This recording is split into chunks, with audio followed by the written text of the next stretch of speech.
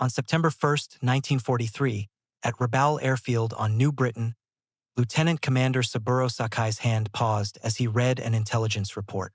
His one good eye, the other having been lost to American gunners a year before, scanned words that made him burst into laughter inside the humid operations tent. The Americans, it said, had produced a new fighter, as heavy as a bomber and as wide as a transport. They were calling it the Hellcat. Our intelligence suggests it weighs twice as much as our Zero, another American failure of design. Through the tent flaps, he could see his squadron's A6M Zeros lined up on the pierced steel planking, looking sleek, nimble, and utterly deadly. For 2 full years, these incredible aircraft had owned the skies of the Pacific. British Hurricanes, American P-40s, and Dutch Brewster Buffaloes had all been torn apart by the Zero's guns. This latest American attempt, this bloated Hellcat, would surely be no different. What Sakai did not know, what none of the Japanese naval aviators gathering for their morning briefing could possibly comprehend, was that in exactly 30 days, this supposed failure would begin the systematic annihilation of Japanese naval aviation. The F6F Hellcat was destined to achieve a staggering kill ratio of 19-1, destroying 5,223 enemy aircraft, while only 270 were lost in aerial combat. It would completely transform carrier warfare, break the very back of Japanese air power, and prove that the Zero's reign of terror had been constructed upon a foundation of fatal and arrogant assumptions. The fundamental mathematics of air supremacy were about to be rewritten by an aircraft that looked all wrong, flew heavy, and seemed to violate every single principle of fighter design that the Japanese had perfected. Yet within 6 short months, the very same pilots who were now laughing at the intelligence reports would find themselves writing their final letters home, knowing with cold certainty that an encounter with a Hellcat was a statistical guarantee of death. In September 1943, the Japanese Navy's confidence was not mere arrogance. It was a feeling earned through brutal mathematics. Since December 7, 1941, the Imperial Japanese Naval Air Service had achieved victory ratios that bordered on the unbelievable. At Pearl Harbor, they lost 29 aircraft while destroying 347. In the Philippines, they lost just 7 while destroying 103. Over Darwin, their losses were only 2 versus 30 enemy planes destroyed. The British Far East Fleet's air arm was annihilated, and the Dutch East Indies Air Force was eliminated in a matter of days. At the very heart of this overwhelming dominance flew the Mitsubishi A6M Zero, an aircraft that had completely redefined the rules of fighter design. When American engineers finally tested captured examples in 1942, they at first refused to believe the performance data. A fighter plane with the range of a bomber, the agility of a biplane, and the firepower to obliterate anything it caught, it seemed utterly impossible. Warrant Officer Hiroyoshi Nishizawa, who would become Japan's ace of aces with 87 confirmed kills, described the Zero in his recovered diary. Flying the Zero is like wearing wings. The aircraft responds to your thought, not just your control input. American planes fly like trucks, powerful but clumsy. They build fighters like they build their cars, heavy, overbuilt, and wasteful. The Zero achieved its miraculous performance through a revolutionary design philosophy. It used an extra superduralumin, a classified aluminum alloy that created a structure 30% lighter than comparable American designs. There was no armor plate to protect the pilot, no self-sealing fuel tanks to add extra weight. Even the radio was often removed just to save another 30 pounds. Every single ounce was sacrificed for the sake of performance. The initial reports of the F6F Hellcat reached Japanese intelligence through neutral Swedish sources in early 1943. The specifications listed seemed like obvious propaganda, or perhaps even deliberate misinformation. The aircraft reportedly weighed 12,186 pounds when loaded. The Zero, by comparison, weighed only 5,800. Its wing area spanned 334 square feet, powered by a drag-inducing radial engine. It carried 2,400 rounds of ammunition, armor plate everywhere, bulletproof glass, and self-sealing tanks that held 250 gallons of fuel. Captain Minoru Genda, the tactical genius who had planned the Pearl Harbor attack, reviewed the specifications at Combined Fleet Headquarters. His analysis, which is preserved in the Japanese Defense Archives, was utterly dismissive. The Americans have learned nothing. This Hellcat represents the continuation of their failed philosophy, attempting to overcome pilot skill with the sheer weight of machinery. A Zero will fly circles around it. The mathematics seem to back up his assessment. The Zero's wing loading of 22 pounds per square foot gave it a turning radius of only 612 feet. The Hellcat's wing loading of 36.5 pounds per square foot suggested a turning radius of over 900 feet. In a turning fight, which was the very basis of all Japanese fighter tactics, the Hellcat would be completely helpless. On September 30th, 1943, over Marcus Island, Petty Officer First Class Yoshio Fukui was flying escort for a reconnaissance mission when he saw them, 6 dark blue shapes climbing up from the southeast. His first thought, recorded in his after-action report, was that they were B-25 bombers on a very strange heading. Then they turned, and he saw the distinctive silhouette, a single engine, a massive fuselage, and wings that seemed far too short for the body. First encounter with F6F type fighter, he would later write. Initial impression, Americans have mounted fighter guns on a torpedo bomber, engaged with standard tactics. Standard tactics meant using the Zero's superior turn rate to get on the enemy's tail. Fukui rolled his plane into a diving turn, fully expecting the heavy American fighter to continue flying straight, which would allow him to curve onto its 6 o'clock position. Instead, something completely unprecedented happened. The Hellcat didn't run. It didn't even try to turn with him. It went vertical. The Pratt & Whitney R-2800 double Wasp engine, producing 2,000 horsepower, which was 700 more than the Zero's Nakajima Sakai's 1,130 horsepower, drove the Hellcat straight upward at 3,500 feet per minute. Fukui, attempting to follow, watched his own airspeed bleed away as the Zero struggled against gravity. At 15,000 feet, the Hellcat performed a maneuver that should not have been possible for an aircraft of its weight. A hammerhead turn that dropped it directly onto Fukui's tail. The American opened fire at 400 meters, Fukui reported. 6 machine guns, not the 4 we expected. The volume of fire was unprecedented. My aircraft took 17 hits in 3 seconds. Only by dropping into a spin did I escape. Fukui survived, barely managing to get back to Marcus Island with his Zero riddled with holes. His wingman, Petty Officer Second Class Masao, did not return. Neither did the reconnaissance plane they were escorting. First blood had gone to the Hellcat. On October 5, 1943, Task Force 14 struck Wake Island. Lieutenant Yoshio Shiga led 12 Zeros from the 252nd Air Group to intercept what looked like another nuisance raid. American carriers had been launching these hit-and-run attacks for months, usually fleeing before Japanese fighters could fully engage them. This time, however, would be different. We climbed to 20,000 feet, Shiga recorded in his diary. Below us, we saw 12 F6F fighters in 3 divisions. We held every advantage, altitude, position, and surprise. Victory was certain. The engagement that followed shattered Japanese tactical doctrine. As the Zeros dove on the Hellcats, the American fighters didn't scatter or try to turn. They simply maintained their formation, accelerating in a gentle dive that kept their energy high.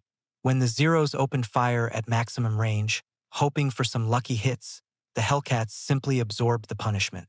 The Hellcat's armor included 212 pounds of plate protecting the pilot, 110 pounds around the oil system, and self-sealing tanks that could take dozens of hits.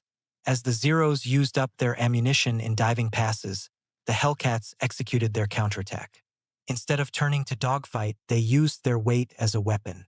Climbing at full power, they reached an altitude where the Zero's engine struggled for oxygen.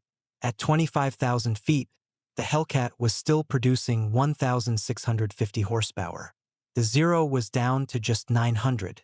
They came down on us like hawks on sparrows, Shiga wrote. Their weight gave them a speed we couldn't match. They would dive, fire those 6 terrible guns, then climb away before we could even react. 8 Zeros were shot down. Not a single Hellcat was lost. On November 11, 1943, at Rabaul, the assembled pilots of the 204th Air Group listened as Lieutenant Commander Tao Tanamizu briefed them on American tactics. Tanamizu, with 32 victories, was one of the few pilots who had survived multiple encounters with Hellcats. Forget everything you know about air combat, he told them. The Americans have changed the rules. They no longer fight our fight. They fight like executioners, not warriors. Tanamizu explained what Japanese pilots were slowly and fatally learning. The Hellcat was not designed to outturn the Zero. It was designed to never need to. Using a combat doctrine called energy fighting, Hellcat pilots maintained their speed and altitude, converting potential energy into kinetic energy in slashing attacks that gave Zero pilots no chance to use their superior maneuverability. They work in pairs, Tanamizu continued, one high and one low. While you engage one, the other is already diving on you. Their radios, which we laughed at for adding weight, let them coordinate perfectly. We fly as individual samurai, they fight as a machine. In December of 1943, at Truck Lagoon, Commander Mitsuo Fukuda, who had led the Pearl Harbor attack, now served as the air operations officer for the combined fleet. His inspection of damaged Zeros returning from encounters with Hellcats revealed a rapidly growing technology gap. The disparity in firepower alone was mathematical.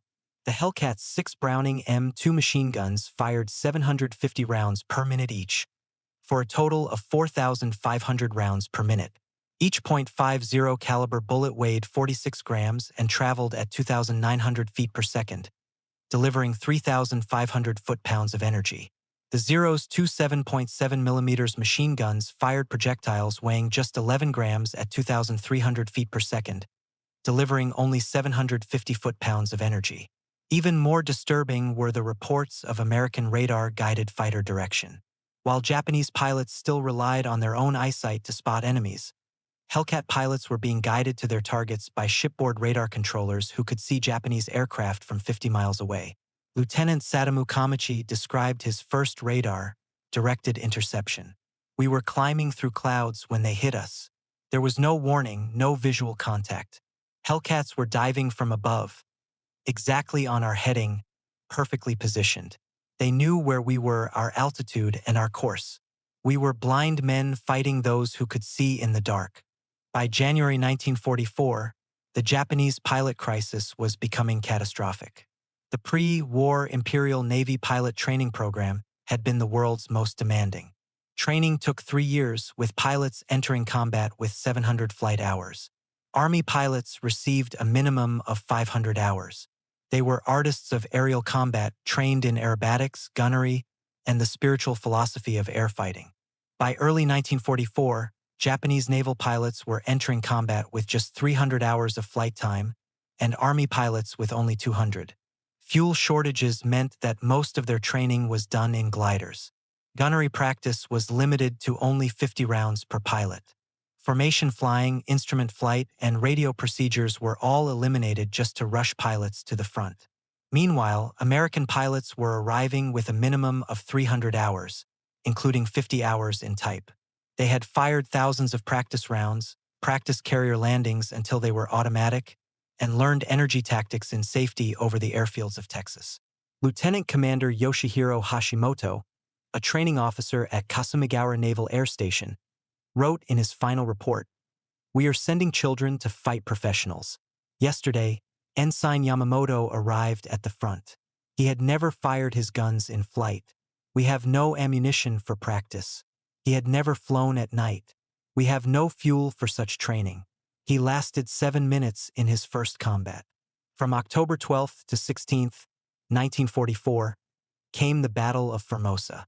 Vice Admiral Shigeru Fukudome, commander of the 2nd Air Fleet, committed everything he had to stop the American carrier raids on Formosa, over 700 aircraft, including the last trained pilots from the homeland training squadrons.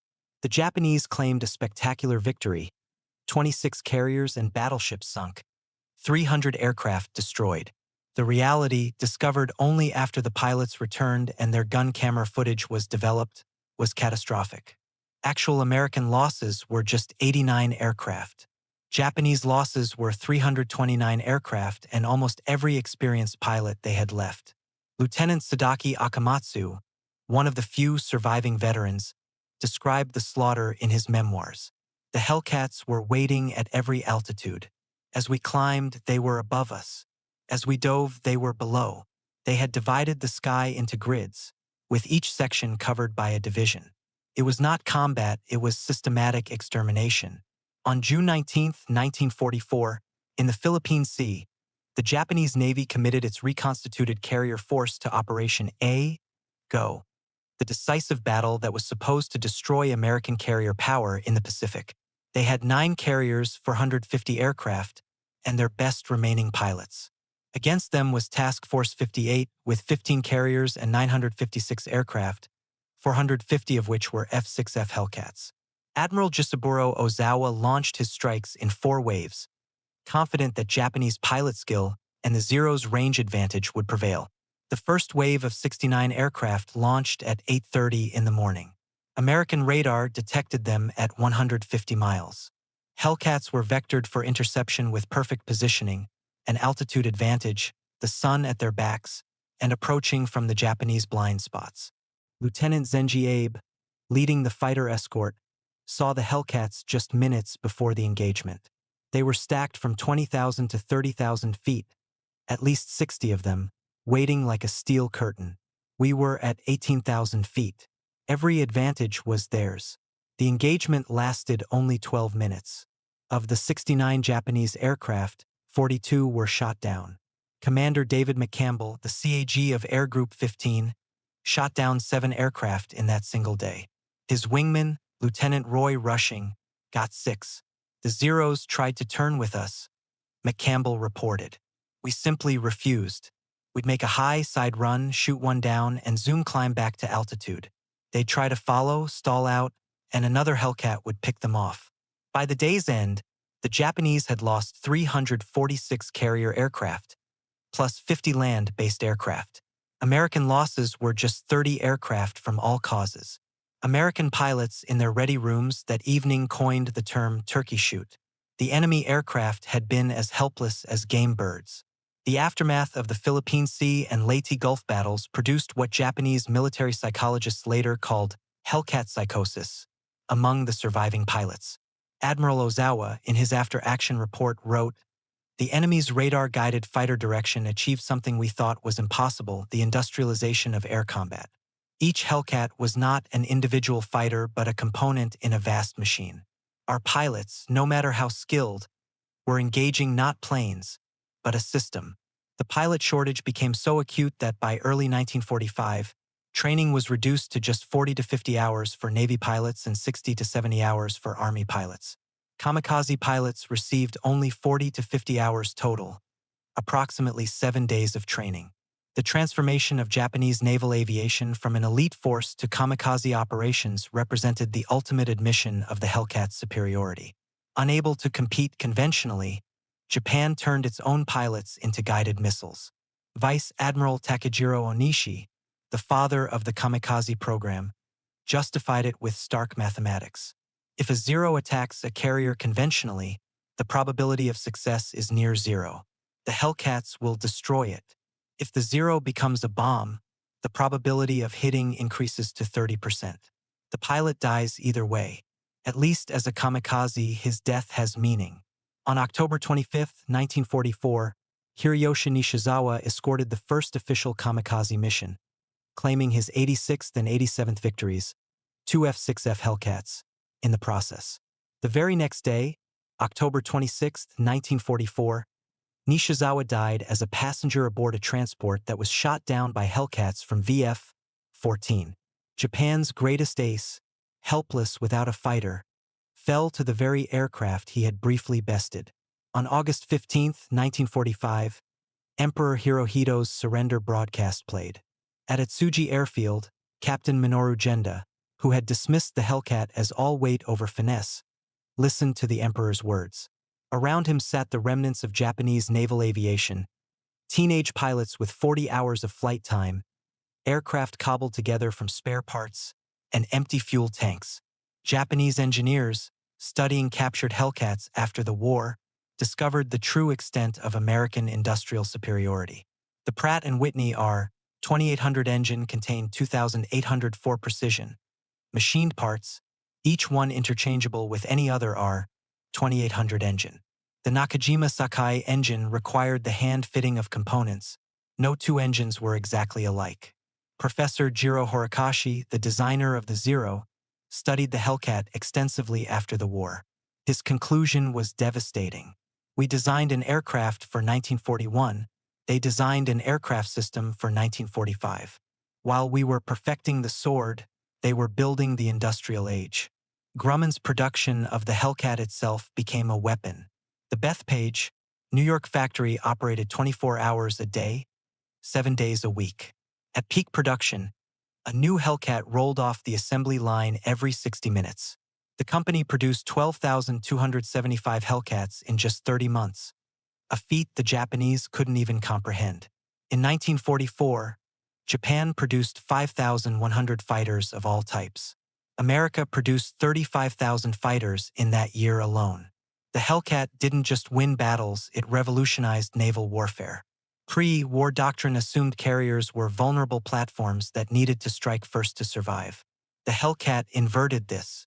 Carriers became fortresses that could absorb and repel any air attack. Admiral Mark Mitcher, commander of Task Force 58, understood this transformation. With the Hellcat, we don't need to find them first. Let them come. The F6F will destroy them at our convenience. This confidence allowed for unprecedented offensive operations. American carriers could park off enemy coastlines for weeks, their Hellcat umbrellas making them essentially invulnerable to air attack. In 1962, Captain David McCampbell, the Navy's ace of aces with 34 victories, stated simply, "The Hellcat won the Pacific Air War, period. It destroyed Japanese aviation and made our victory inevitable." Commander Saburo Sakai responded, "The Zero was a superior fighter. The Hellcat was a superior weapon system. We never understood the difference until it was too late. We brought swords to a gunfight and wondered why we lost." Lieutenant Commander Saburo Sakai lived until the year 2000. In his final interview, he was asked about the Hellcat. His response captured the totality of its dominance. The Zero made Japan a great naval power. The Hellcat made Japan realize it was never as great as it believed. We thought we were samurai. The Hellcat showed us we were just men with outdated weapons facing the future. Every Japanese pilot who survived the war survived because a Hellcat pilot chose to let them live. That is the ultimate defeat, existing at your enemy's discretion. The F6F Hellcat entered service weighing twice what the Zero weighed, carrying armor the Zero didn't have, powered by an engine the Japanese couldn't build, armed with weapons they couldn't match, guided by radars they couldn't detect, flown by pilots they couldn't equal in training, and produced in numbers they couldn't comprehend. Japanese pilots had laughed at it because they didn't understand that every extra pound represented not weakness, but the strength of an industrial democracy that could afford to protect its warriors. By the time they understood, their laughter had turned to last letters home, their mockery to kamikaze missions, their confidence to complete collapse. The Hellcat hadn't just defeated the Zeros, it had destroyed an entire philosophy of warfare, proving that in modern combat, the nation that could build the better system would always destroy the nation that could only build better warriors. The Japanese pilots had laughed at the F6F Hellcat. The Hellcat had the last laugh. It always did.